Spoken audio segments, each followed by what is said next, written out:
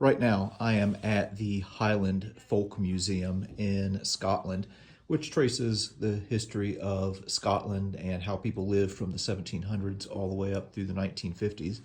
And this part of the village right here is kind of like the 1930s and 40s, and there's something really interesting here where they talk about rationing during the Second World War. So here you can see like 1 egg per week and the amount of jam that you would have every 2 months.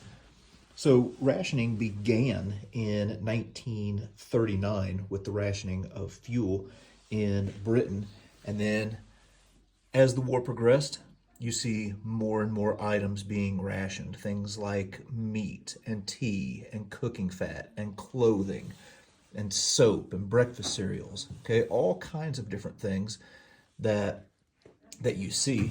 Here you can see in January 1945, whale meat becomes available for sale to kind of supplement people's diets. But here is what I really found interesting here is that when the war ended, rationing didn't end in Britain.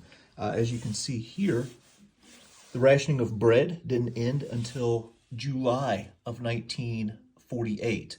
And you can see all of these items that became available throughout the years. It wasn't until June of 1954 that the rationing of meat and bacon ended. That is just wild to think about. So even though the war had ended, well, the people still suffered from the effects of it for years to come.